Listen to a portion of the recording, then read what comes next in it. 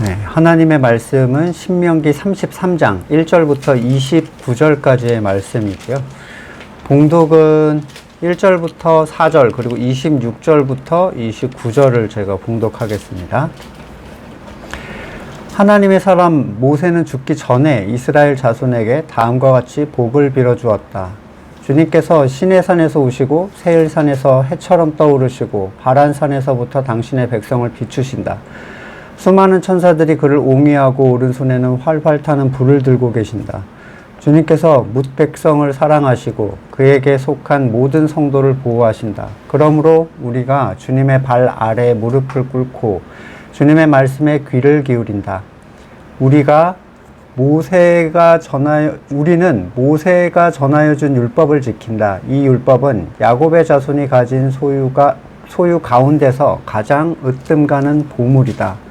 연합한 지파들이 모이고 백성의 지도자들이 모인 가운데서 주님께서 이스라엘의 왕이 되셨다.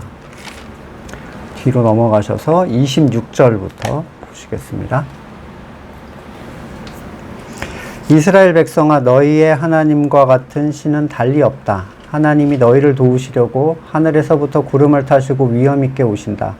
옛부터 하나님은 너희의 피난처가 되시고 그 영원한 팔로 너희를 떠받쳐 주신다. 너희가 진격할 때 너희의 원수를 쫓아내시고 진멸하라고 명령하신다.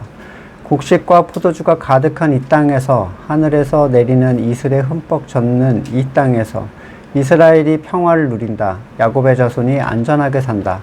이스라엘아, 너희는 복을 받았다. 주님께 구원을 받은 백성 가운데서 어느 누가 또 너희와 같겠느냐. 그분은 너희의 방패이시오 너희를 돕는 분이시며 너희의 영광스러운 칼이시다. 너희의 원수가 너희 앞에 와서 자비를 간구하나 너희는 그들의 등을 밟는다. 아멘. 복에 대해서 사람들은 굉장히 관심이 많죠. 특별히 복을 빌어주는 일에 대해서도 가치를 많이 부여합니다. 사람들은 자신의 선에 따라서 복을 빌거나 저주를 빌거나 하면서 그 상대에게 그런 일이 일어나기를 바랍니다. 나쁜 사람 또는 탐욕스러운 존재들, 흉악한 범죄를 저지르거나 또 그럼에도 불구하고 처벌을 받지 않는 어떤 사람들에 대해서 저주를 빌죠. 망했으면 좋겠다. 귀신은 뭐하나 이런 얘기를 하고, 또 자기가 사랑하는 사람들에 대해서는 좋은 일이 일어나길 빌어줘요. 넌 잘 될 거야. 네가 잘 되기를 바란다. 실제로 꽃이나 음식에다가 욕을 하거나 그런 실험 보신 적 있나요? 사랑해라고 해준다거나 그런 좋은 말 해주면 굉장히 싱싱하게 오래 간대요. 어쩌면 미약 하나마 그런 것들이 효과가 있을지도 모르겠어요. 우리가 잘 아는 사사기의 미가 집안을 보시면 그 사사기 후반부에 나오는데, 그들은 이스라엘 사람이면서도 멋대로 자기의 신상을 만들어 놓고 하나님처럼 섬겼죠. 그리고 어느 날 이 아들이 어머니의 돈을 훔쳐갔는데 이 어머니가 저주를 퍼붓습니다. 그 누군지 알 수 없는 그에게 저주를 막 퍼부으니까 아들이 쫄았어요. 그래서 사실은 제가 가져갔습니다 하고 가져왔더니 갑자기 하나님이 너를 복 주시기 원한다면서 저주와 복을 막 순식간에 바꾸죠. 이 복과 저주의 주권은 그것을 비는 미가 어머니 자신에게 있었어요.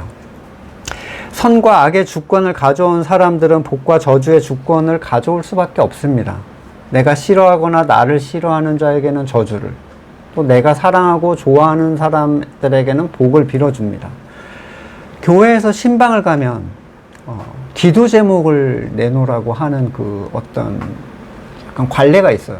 이 집에 기도 제목이 뭐냐? 그러면 이제 준비해 놓은 걸 이렇게 꺼내서 종이로 주거나 말씀을 하세요. 그러면 99%의 사람들은 목회자가 이 내가 꺼내놓은 종이의 것들을 빌어주기를 이제 바라는 거죠. 이건 이렇게 되고 저건 저렇게 되기를 원합니다 라고 하죠. 그러면 목사는 그 뜻에 따라서 간구 기도를 하는 거예요. 하나님, 이 사람이 이게 이렇게 되기를 바라고 있사오니 이렇게 되게 해주시기를. 중보기도라는 것도 별로 의미가 다르지 않은데 중보기도의 핵심은, 그러니까 일반적 건물교회에서의 중보기도의 핵심은 너의 선이 뭐냐? 네가 원하는 게 뭐야? 그래서 뭐가 이루어지게 해달라고 기도를 해줄까라는 식이에요. 우리가 합쳐서 그걸 요구하자, 뭐 이런 거죠. 한 번은 제가 그 신대원 때 유치원 교사 모임 중에서 한 선생님이 운영하는 회사에 감사가 오는데 그걸 피해갈 수 있도록 기도를 부탁을 하시더라고요. 그래서 제가 그랬어요. 안 걸리게 해달라고 기도를 해야 되냐. 그랬더니 한동안 침묵하시더라고요. 다. 저도 침묵이 되더라고요. 이 분위기가 너무 쌓여져가지고. 내 선이 이루어지면 복이고 내 선이 이루어지지 않으면 저주가 되는 이 상황은 과연 거듭난 사람들의 가치관에 합한 결론인가? 아버지의 뜻이 이루어지기를 간구하라는 주님께서 가르쳐 주신 기도는 과연 지금 건물의 사람들의 마음에 들까요?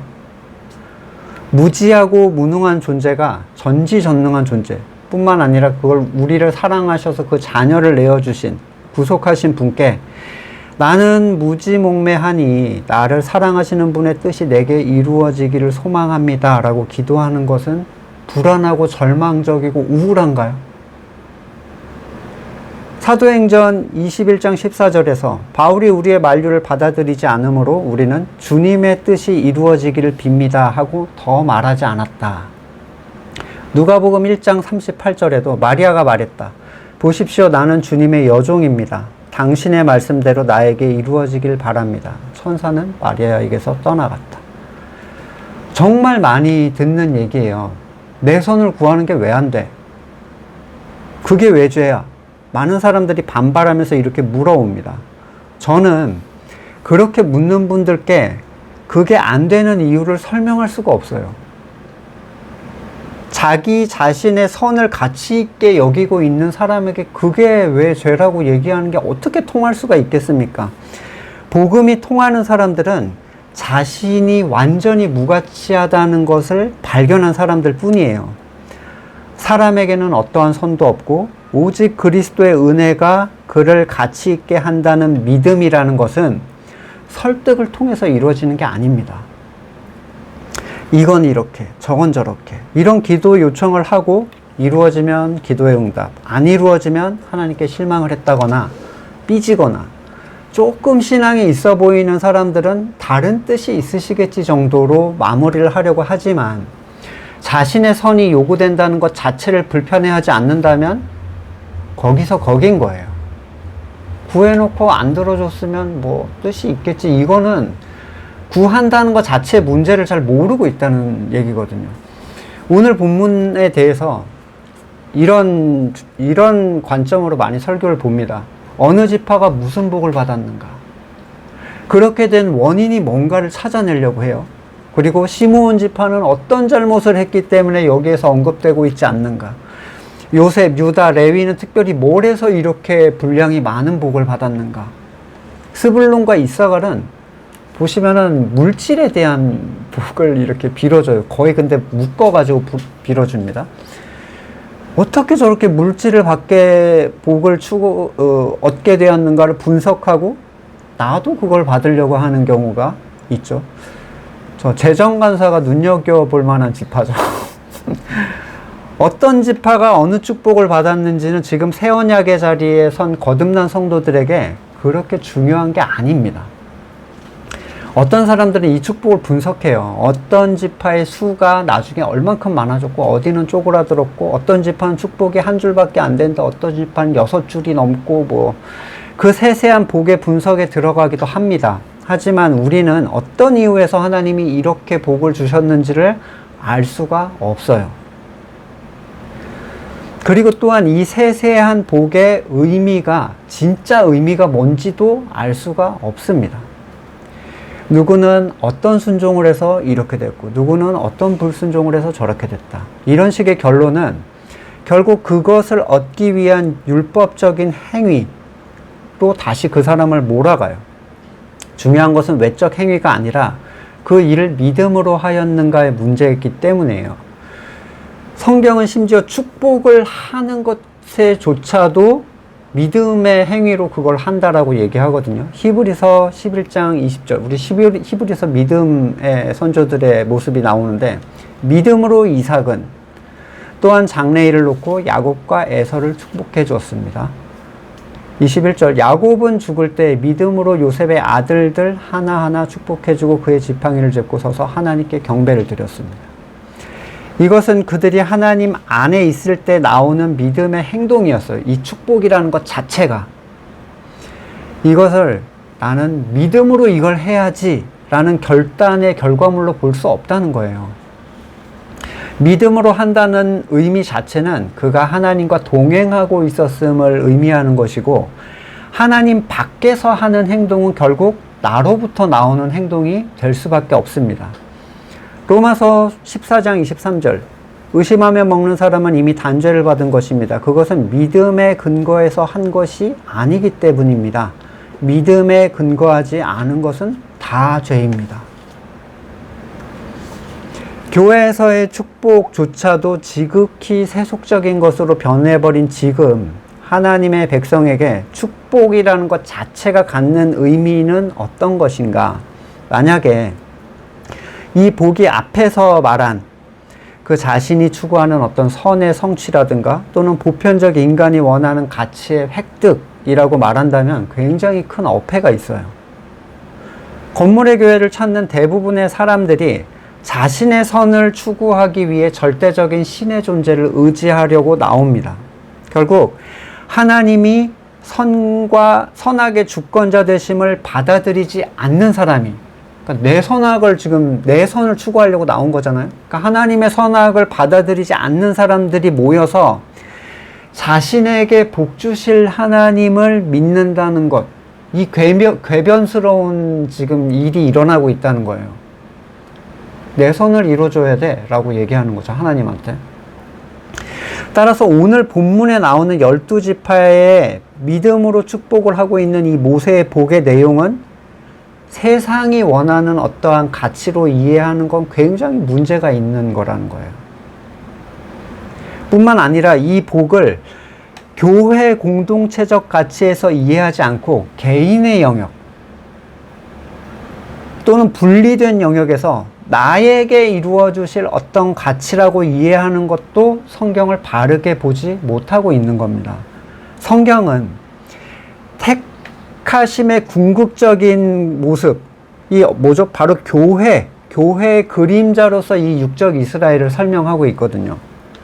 이것은 한 개인이나 한 집안이나 지파의 문제를 넘어서 전체 이스라엘을 향한 하나님의 마음이라고 봐야 돼요. 이 축복이라는 것을.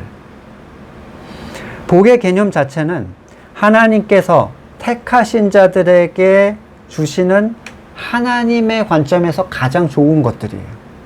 그러니까 받는 자의 가치관에서 좋은 게 아니라 주시는 자의 가치관에서 좋은 거라는 거죠. 누가복음 11장 13절. 너희가 악할지라도 너희 자녀들에게 좋은 것들을 줄 알거든. 하물며 하늘에 계신 아버지께서야 구하는 사람들에게 성령을 주시지 않겠느냐. 예수님께서는 하나님께서 자녀들에게 주실 좋은 것으로 성령을 주실 것이다 확신하고 계십니다. 확언하고 계세요. 성령을 주시는 것이 택한 자들에게 왜 그렇게 귀한가? 빌립보서 1장 9절 이하 보시면 내가 기도하는 것은 여러분의 사랑이 지식과 모든 통찰력으로 더 풍성하게 돼서 여러분이 가장 좋은 것이 무엇인가를 분별할 줄 알게 되는 것입니다. 그러니까 기도하는 게 뭐냐면 정말 좋은 게 뭔지 니네가 알기 원한다. 이거예요. 그리하여 여러분이 그리스도의 날까지 순결하고 흠없이 지내며 예수 그리스도께서 주시는 의의 열매로 가득 차서 하나님께 영광과 찬양을 드리게 되기를 나는 기도합니다. 그리하여라는 얘기는 뭐냐면 이게 안 되면 뒤에 걸 못한다는 얘기죠. 그러니까 정말 좋은 게 뭔지 모르면 당연히 뒤에 건 못하기 때문에 이걸 알게 돼서 그리하여 이렇게 되기를 원한다라고 얘기하고 있는 거예요. 성령님이 어떤 분이시죠? 택하신 백성들에게 하나님의 가치관을 알게 해주시는 분이에요. 하나님이 어떤 것을 귀하게 여기시는지. 그분은 우리에게 가르쳐 주시는 분이에요. 지식적으로 가르쳐 주시는 선을 넘어서 그 가치를 진짜 보게 하고 소망하게 해주십니다. 하나님의 관점에서 귀한 것을 우리가 보게 된다면 그걸 향해서 나가는 건 그렇게 어려운 일이 아니에요. 진짜 좋은 걸 알게 된다면. 역대 최고의 금액으로 로또 기록이 갱신이 됐어요. 뭐 뉴스를 보신 분은 아시겠지만 당첨금만 1조 7,500억이래요. 뭐 세금을 떼고 어쩌고는 뭐 계산을 하나 안 하나 저는 그냥 뭐 비슷한 금액이라고 생각하는데, 이 로또에 당첨된다는 것에 대해서 포틀랜드 주립대 수학자가, 통계학자가 이런 스티븐 블레이라는 교수가 이런 비유를 했어요. 너비가 12m, 길이가 36m, 깊이가 152cm의 수영장에 M&M's 초콜릿을 가득 채워놓고 그 중에 초록색 하나를 뽑는 거랑 같은 거라는 거예요. 자, 다시 12m, 36m, 1.5m 정도의 수영장에 M&M's 초콜릿을 쏟아붓고 그 중에 초록색 하나를 찝는 거랑 같다. 뭐 상상도 안 되죠. 근데 만약에 초록색 초콜릿이 정확하게 어디 있는지 알고 그걸 우리가 찝을 수 있다면 왜 안 하겠습니까? 모르니까 그냥 무작위로 찝어대는 거예요, 우리는. 혹시나 걸릴까봐. 성령님은 하나님의 참된 가치를 성도들에게 보여주고 그 일을 성도에게 쉬운 일로 만들어주세요. 그래서 모세는 율법을 지키는 게 어려운 일이 아니다, 그 얘기를 했죠. 너희 안에 있으면, 그 율법이 너희 안에 있으면 그건 전혀 어려운 일이 아니다. 예수님께서는 하물며 하늘에 계신 아버지께서 구하는 사람들에게 성령을 주시지 않겠느냐. 니네가 저 초록색 뽑기를 하나님이 원치 않으시겠어? 그렇게 확률적으로 하나님이 두시겠냐는 거예요. 우리가 하늘의 가치를 향해 달려나가지 못하는 것은 그 가치를 바르게 알지 못하기 때문입니다. 골로새서 1장 6절, 이 복음은 온 세상에서 전해진 것 같이 여러분에게 전해졌습니다. 여러분이 하나님의 은혜를 듣고서 참되게 깨달은 그날부터 여러분 가운데서와 같이 온 세상에서 열매를 맺으며 자라고 있습니다. 깨달은 날부터 열매를 맺는 거예요. 그러면 열매를 나는 왜 못 맺지 고민할 이유가 없어요. 깨닫지 못했기 때문인 거죠. 빌립보서 3장 10절, 내가 바라는 것은 그리스도를 알고 그분의 부활의 능력을 깨닫고 그분의 고난에 동참하여 죽으심을 본받는 것입니다. 근데 부활의 능력을 깨닫지 못하는데, 그 가치를 모르는데 어떻게 십자가의 고난에 동참을 하겠습니까? 그러니까 십자가의 고난에 동참은 의지적 동참이라고 생각하기보다는 가치 때문에 선택하는 길이라고 우리는 봐야 된다는 거죠. 디모데후서 2장 7절, 내가 하는 말을 생각해 보십시오. 주님께서는 모든 것을 깨닫는 능력을 그대에게 주실 것입니다. 반대로 유다서 1장 10절, 그런데 이 사람들은 무엇이든지 자기들이 깨닫지 못하는 것은 욕합니다. 그들은 이성 없는 짐승들처럼 본능으로 아는 것, 바로 그 일로 멸망합니다. 성령께서 말씀 안에서 주시는 깨달음은 성도의 눈앞에 놓여있는 유업의 가치를 드러내줘요. 진짜로 영적인 의미에서 드러내주는 거죠. 자, 중요한 것은 율법의 가치 안에서 이스라엘이 어떤 축복을 받았는지를 보고 있는 게 아니에요. 그들은 결과적으로 어떻게 됐습니까? 모두 멸망했어요. 망해버렸어요. 싹 다. 육적 이스라엘도 진을 칠 때 성막을 중심으로 어떻게 하죠? 각자가 맡은 일이 있고 또 각자에게 정해진 자리가 있었습니다. 이 진을 이동하고 행하고 자리를 펼 때 그들이 그렇게 행한 것은 전체를 위한 거지 개인을 위한 게 아니에요. 그렇다면 성도들은 이 율법의 가치에서 받은 축복이 참된 것의 그림자라는 관점에서 이 축복을 바라봐야 되는데, 동시에 이것은 하나의 새로운 피조물인 교회적 가치 안에서 이해돼야 돼요. 이 축복이라는 것이 나는 어떤 걸 받았을까 이러고 있으면 안 되고, 전체 안에서 어떻게 하나님이 이 모든 사람들을 다 축복하고 뭔가를 지탱하고 계시는가를 보는 거죠. 지금 이방인은 우리들에게 지파의 개념은 무슨 의미가 있습니까? 나는 르우벤이다, 뭐 나는 아셀이다, 나는 유다다 이렇게 주장할 수 있는 사람이 아무도 없어요. 최소한 이방인은 우리에게 또 아무도 없을 뿐더러 유대인도 12지파가 유지가 안 돼요. 지금 아수르 때 다 뒤섞어 놨죠. 혼혈 정책을 써서 뒤섞였고 이 유지 못하고 있는데 지금 뭐 지파를 따라서 나는 어느 복을 받는다 이렇게 볼 수 없다는 거죠. 야고보서 1장 1절에 하나님과 주 예수 그리스도의 종인 야고보가 세계에 흩어져 사는 12지파에게 문안을 합니다. 이런 얘기를 합니다. 세계에 흩어져 사는 12지파는 혈통인 유대 지파를 얘기하는 것인가 질문해 볼 수 있는데 새 언약에서 누가 이스라엘이라고 얘기를 해요? 로마서 2장 28절 겉모양 유대 사람이라고 해서 유대 사람이 아니고 겉모양으로 살갗의 할례를 받았다고 해서 할례가 아니다. 오히려 속사람으로 유대 사람인 이가 유대 사람이며 율법의 조문을 따라서 받는 할례가 아니라 성령으로 마음에 받는 할례가 참 할례다. 야고보서에서 말하는 12지파는 하나님께서 새롭게 창조하신 존재들을 의미하는 교회된 자들을 얘기하는 거예요. 그걸 구약적 가치에서 표현하는 말이지 실제로 뭐 12지파의 계보가 나눠져 있다. 이걸 누가 어떻게 나누겠습니까? 우리가 그걸 어떻게 찾아가겠어요? 율법에 속한 것은 이미 참된 것의 그림자로서 뒤로 밀려났고 혈통은 더 이상 가치를 갖지 않고 있죠. 뭐 물론 육적 이스라엘을 사용하셔서 하나님께서 그것들을 다시 되찾으실 것이다라는 내용이 있지만 이거는 별개의 내용이에요. 그러면 우리는 이 축복을 교회라는 전체를 위한 하나님의 마음으로 이해를 해야 된다는 거예요. 개인을 위한 것이 아니라 교회를 위한 것. 자, 반지를 끼는 사람이 손가락만을 위해서 반지를 끼는 사람은 없죠. 모든 장신구와 자기를 꾸미는 것은 전체적인 밸런스를 위한 거예요. 나라는 머리된 중심을 위한 것이지 한 부분만을 위해서 거기를 꾸미는 사람은 없습니다. 음식을 먹는 자가 위를 위해서 음식을 먹는 사람이 어디 있겠어요? 각 사람에게 하나님께서 지체에 맞게 주어준 복이 있어요. 각 사람에게. 이건 달라고 해서 주는 게 아니라 하나님이 그냥 주시는 거예요. 전체를 위해서. 내게 없는 것이 타인에게 있고 타인에게 없는 것이 내게 있습니다. 신약에서 이런 부분에 대해서 분명하게 언급을 하죠. 고린도전서 12장 4절이야. 은사는 여러 가지지만 그걸 주시는 분은 같은 성령이십니다. 섬기는 일은 여러 가지지만 섬김을 받으시는 분은 같은 주님이십니다. 일의 성과는 여러 가지지만 모든 사람에게서 모든 일을 하시는 분은 같은 하나님이십니다. 각 사람에게 성령을 나타내 주시는 것은 공동 이익을 위한 것입니다.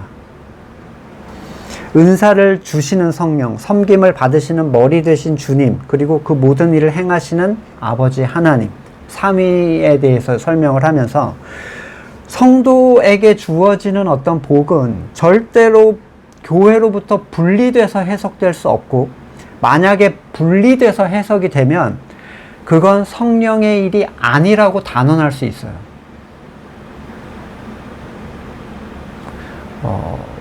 우리 아들이 대학에 합격했네, 하나님의 축복이네, 어쩌네라고 얘기하는 거는 굉장히 엉뚱한 소리라는 거예요. 내 사업이 대박을 쳐서 어쩌고 저쩌고라고 하는 건 뭔가 문제가 있다는 거예요.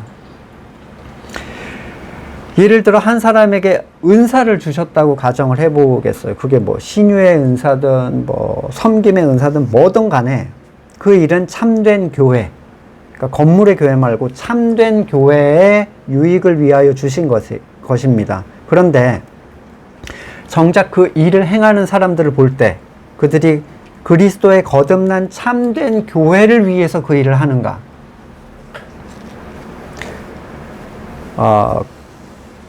그렇게 보기가 쉽지 않아요. 그러니까 여러분들의 과거에 어떤 은사를 받았다는 사람들이 진짜 거듭난 사람들을 위해서 그 일을 하고 있는가? 지금에서야 살펴본다면 거의 그렇지가 않습니다. 그들은 심지어 교회됨의 의미조차 아주 혼미해요. 그래서 이게 교회가 등록교인인지 자기가 교인이라고 주장하는 사람들인지 아니면 교회 다니는 사람인지 또는 열심히 교회 일을 하는 사람인지 분별하지 못해요. 그러니까 자기가 하는 행동을 아무에게나 할 수밖에 없어요. 은사가 먼저가 아니라 거듭남이 먼저입니다. 근데 거듭남 전에 은사를 받은 것처럼 보이는 사람들이 있죠. 뭐 환상을 본다. 손을 얹고 기도했더니 병이 났다. 뭐 입에서 쌀라쌀라가 나온다. 또는 뭐 찬양을 잘 부른다. 찬양 잘 부르는 거 타고나잖아요. 사실 우리가 아는 그 찬양. 타고나면서 성령의 은사를 받았다는 건가요? 근데 정작 그 사람들이 자기의 선악의 주권을 가지고 스스로의 힘으로 의를 쌓고 자기의 선을 하나님한테 이루어 달라고 간구하고 있어요. 그 사람은 진짜 성도가 맞나요? 은사부터 받고 시작하는 성도가 있습니까? 거듭나기 전에? 성령께서 하시는 일이 은사부터 받고 시작하는 거다. 나중에 깨어나게 된다. 이렇게 성경이 얘기하고 있나요? 내게는 이런 은사가 또 초자연적인 현상이 일어났으니까 나의 거듭남에 대해서는 의심할 여지가 없다. 이렇게 생각하는 사람들이 정말 많아요.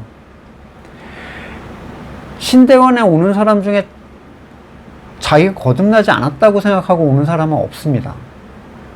심지어 부르심을 받았다고 하고 오니까 거듭남은 뭐 기본 전제죠. 근데 와서 무슨 얘기해요? 뭐 설명할 필요가 없죠. 자, 방언을 하는 사람 중에 내가 거듭나지 않았을 것이다 라고 생각하는 사람은 없어요. 거듭나지 않았다면 이런 일이 일어날 리가 없거든. 목회를 하는 사람 중에 나는 거듭나지 않았을 것이다 생각하는 사람은 없을 거예요. 자, 내가 항존직 중에는 아마 거듭남을 의심할 사람이 있을 수도 있어요. 왜냐하면 이 직분자를 뽑는 일 자체가 워낙 시스템적으로 뽑아내잖아요. 근데 나는 성경을 사실 잘 몰라는, 나도 잘 알아요. 그죠? 근데, 자꾸, 장로님 하고 권사님 하니까 이제 티는 못 내요, 나중에. 이렇게 돼버리면 내가 모른다는 티를 못 냅니다. 근데 그분들은 충분히 의심할 수 있어요. 나 진짜 구원받을 수 있나? 이걸 의심할 수 있다는 거죠. 고린도후서 11장 14절. 그러나 놀랄 것은 없습니다. 사탄도 빛의 천사로 가장합니다. 그렇다면 사탄의 일꾼들이 의의 일꾼들로 가장한다고 해서 조금도 놀랄 것이 없습니다. 그들의 마지막은 그들이 행한 대로 될 것입니다. 거듭남의 전제라는 게 이래서 너무너무 중요하고 이 가치를 성도 안에서 확인하고 그를 받아들이는 일은 무엇보다도 전제돼야 될 가치예요. 그러니까 일을 시키기 위해서 숫자를 늘리고 세를 불리고 이러기 위해서 부여하는 세례와 직분들이 일반이 돼버린 지금의 시대에서 이런 얘기를 하는 건 이단처럼 들리거나 또는 재앙처럼 들릴 수도 있겠지만 이 전제가 확인되지 않은 사람들이 성경에도 있지 않은 내용들을 은사라고 의미 부여하고 자신들이 만들어 놓은 의를 쌓아가는 것은 거듭난 사람으로서는 반드시 깨뜨려야 할 영역이에요. 예전에 금식기도원을 간 적이 있는데 거듭난 체험이 아마 없었던 당시 같아요. 근데 이렇게 배가 고파가지고 이렇게 금식기도하니까 이렇게 걸어가고 있는데 한 그룹의 목사 무리가 있어요. 거기에서 양복을 입고 이렇게 휘황찬란하게 하면 보통 목사 그룹이거든요. 이렇게 식사를 하면서 걸어가면서 한마디를 해요. 근데 아직도 안 잊어버리는 게 잘 잊어버리는 것도 은사다 그러면서 껄껄껄하고 이렇게 지나가는 거예요. 전후 맥락은 몰라요. 근데 아마도 상처나 원한을 잘 잊어버리는 게 유익하다 이런 의미 같아요. 근데 너무 제 눈에 물대기식의 해석이죠. 내가 좋다고 생각되는 것들은 그냥 은사라고 부여를 해버리는. 은사는 성령을 통하여 거듭난 사람에게만 오는 것이고 잘 잊어버리는 것은 성령으로 거듭나지 않은 사람들도 일어나는 일이에요. 교회의 지체로서 교회를 바로 세우는 일, 그것은 교회 안에서 있는 일들이지 건물로 만든 교회에서 거듭남을 모르는 사람들을 돕기 위해서 행하시는 일이 아닙니다. 고린도전서 아까 본문 12장 8절 이어서 보시면 어떤 사람에게는 성령을 통하여 지혜의 말씀, 성령을 따라 지식의 말씀, 성령으로 믿음을 주시고 성령으로 병 고치는 은사, 어떤 사람에게는 기적을 행하는 능력, 예언 은사, 영을 분별, 방언하거나 통역하거나, 이 모든 일은 한 분이신 성령이 한다. 자, 한 분이신 성령이 하면 혼자 고립되거나 준 것들이 서로 부딪히게 하지 않겠죠. 이건 너무 당연한 거예요. 너무너무 당연한 거죠. 은사적 충돌이나 고립이라는 게 있을 수 없다는 거예요. 하나님은 하나님의 뜻대로 모든 일을 행하시는 분이고 거기에는 오류가 있을 수 없습니다. 그래서 12장 13절로 넘어가시면 우리는 유대 사람이든지 그리스 사람이든지 종이든지 자유인이든지 모두 한 성령으로 세례를 받아서 한 몸이 됐고 또 모두 한 성령을 마시게 되었습니다. 그래서 이제 지체로 비유해서 너는 손이 아니니까 어쩌고 너는 발이 아니니까 어떻고 이렇게 서로 충돌이 나지 않는다는 거예요. 지체는 여럿이지만 몸은 하나입니다. 그래서 너는 내게 쓸데없다라고 할 수 없고 이렇게 할 수 없다. 그래서 25절에 몸에 분열이 생기지 않게 하시고 지체들을 서로 같이 걱정하게 하셨습니다. 이게 이제 성령이 진짜 하시는 일이에요. 과거를 생각해 보시면 은사를 받았다는 사람들 사이에서 정말 분열이 없던가, 그들이 정말로 서로 같이 걱정하게 되던가, 그리스도의 의를 세우던가, 아니면 사람의 의를 세우게 하던가, 아니면 자기가 영광을 받기 위해 또는 남보다 더 잘났다는 듯이 자랑을 하던가, 사람들이 그걸 부러워하며 질투하던가, 아니면 그 도움을 고마워하며 하나님께 찬양을 드리던가. 생각해 보면 걸러지는 거예요. 뭐가 진짜였는지. 자, 두 가지를 정리해 보겠습니다. 성도에게 빌어지는 축복은 성도를 향한 하나님의 마음이라는 사실이에요. 그리고 이 축복은 각 개인을 위하여 분리된 것이 아니라 전체를 위한 것이라는 사실. 따라서 그리스도의 이름으로 빌어주는 복은 믿음을 따라 나온 것이어야지 개인의 소망이나 선의 성취를 위한 것이 아니며 목회자는 그런 걸 빌어주는 존재가 아니라는 걸 분명하게 해야 됩니다. 축복을 빌어달라면서 하나님께 나오는 사람은 많지만 거의 대부분의 사람들은 그리스도의 피 묻은 십자가를 보고 질겁을 해버리고 도망가요. 제가 바라는 건 그런 게 아닙니다. 가치를 알지 못하는 사람들에게는 초록색 M&M즈를 쥐어줘도 던져버려요. 이건 내가 원하는 게 아니에요. 골로새서 1장 19절, 하나님께서는 그분 안에 모든 충만함을 머물게 하시길 기뻐하시고 그분의 십자가의 피로 평화를 이루셔서 그분으로 말미암아 만물을, 곧 땅에 있는 것들이나 하늘에 있는 것들이나 다 자기와 기꺼이 화해시키셨습니다. 그리스도의 충만함은 사람의 개인적 탐욕을 채워주는 게 아니라 하나님과 그를 화해시켜줘요. 어떻게 해요? 그가 선악의 주권을 하나님께 다시 돌려드림으로써. 골로새서 2장 9절, 그리스도 안에 온갖 충만한 신성이 몸이 되어 머물고 계십니다. 하나님이 그냥 그 안에 완전히 계신 거예요. 여러분도 그 안에서 충만함을 받았습니다. 그리스도는 모든 통치와 권세의 머리십니다. 하나님의 모든 충만함이 그리스도 안에 있습니다. 그런데 십자가 때문에 사람들은 그리스도께 가까이 하려고 하지 않아요. 여기서 말하는 십자가는 당연히 힘든 교회일 따위를 얘기하는 게 아니에요. 거듭난 사람만 알 수 있는 얘기입니다. 누가복음 6장 28절, 너희를 저주하는 사람을 축복하고 너희를 모욕하는 사람들을 위해 기도해라. 로마서 12장 14절, 여러분을 박해하는 사람들을 축복하십시오. 축복하고 저주하지 마십시오. 성도가 자기를 저주하는 사람들을 축복하는 것은, 야, 너 세상에서 잘 되길 바란다, 이런 게 아니죠. 그러면 이 축복은 당연히 하나님을 아는 일에 대한, 또 하나님과의 화평에 대한 복을 빌어주는 일들이에요. 예수님께서 제자들에게 복음을 전하도록 명하시면서 당부하신 말씀이 있어요. 이 얘기는 택하신 육적 이스라엘 민족이라는 틀 안에서 먼저 행해졌는데, 마태복음 10장 5절 이하에 예수께서 이들 12를 내보내실 때 그들에게 이렇게 명하셨다. 이방 사람의 길로 가지 말고 사마리아 사람 고을로 들어가지 말아라. 오히려 길 잃은 양떼인 이스라엘 백성에게로 가거라. 다니면서 하늘나라가 가까이 왔다고 선포해라. 그리고 이 일은 길에서 만나는 아무한테나 하늘나라 가까이 왔다 이런 게 아니에요. 그들을 맞아들이는 사람들에게 한정되어 있는 얘기입니다. 11절, 아무 고을이나 아무 마을이나 들어가든지 거기서 마땅한 사람을 찾아내서 그곳을 떠날 때까지 거기에 머물러 있어라. 떠날 때까지 머물러 있다는 얘기는 뭐냐면 일단 받아들여졌다는 얘기잖아요. 그렇죠? 그리고 나서야 거기에 복을 빌어주는 일이 이제 진행이 되는데, 12절, 너희가 그 집을 들어갈 때 평화를 빈다 하고 인사해라.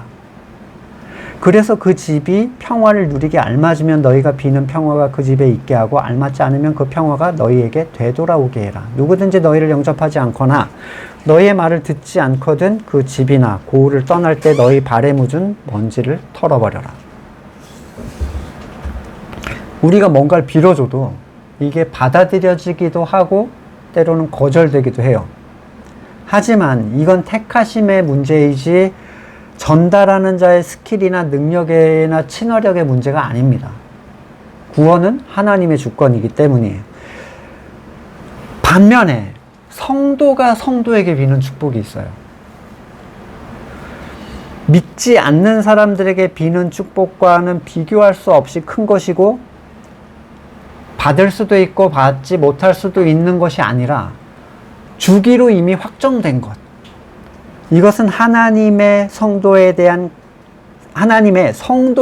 강력한 사랑의 마음입니다. 민수기 6장 22절에 주님께서 모세에게 말씀하셨다. 그러니까 하나님이 모세한테 하신 말씀이에요. 너는 아론과 그 아들들에게 말해라. 그들이 이스라엘 자손에게 복을 빌 때 다음과 같이 빌라고 해라. 그러니까 복을 빌 내용까지 줬어요. 이렇게 빌어줘야 돼? 라고 한 거죠. 주님께서 당신들에게 복을 주시고 당신들을 지켜주시며, 주님께서 당신들을 밝은 얼굴로 대하시고 당신들에게 은혜를 베푸시며, 주님께서 당신들을 고이 보시어서 당신들에게 평화를 주시기를 빕니다. 그들이 나의 이름으로 이스라엘 자손에게 이렇게 축복하면 내가 친히 이스라엘 자손에게 복을 주겠다. 오늘 본문 26절, 29절 그 사이를 보시면 축복을 공동체적 관점에서 모세가 마무리를 하고 있습니다. 이 축복의 신약적 버전이 뭐냐면 바로 우리가 잘 아는 바울의 축복이에요. 고린도후서 13장 13절, 주 예수 그리스도의 은혜와 하나님의 사랑과 성령의 사귐이 여러분 모두와 함께하기를 빕니다. 자, 정작 하나님의 축복의 집약체인 이 축복, 뭐 거의 이제 오늘 예배 끝났네라는 어떤 메시지가 돼버린 그런 기도잖아요.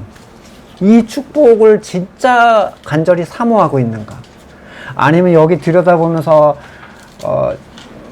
레위는 무슨 복을 받았네, 유다는 무슨 복을 받았네, 아까 스불론 이런 거 같이 파는 없더니 이러고 있을 것인가? 아니면 이 삼위 하나님께서 주시는 이 가치를 지금 향하고 있는가?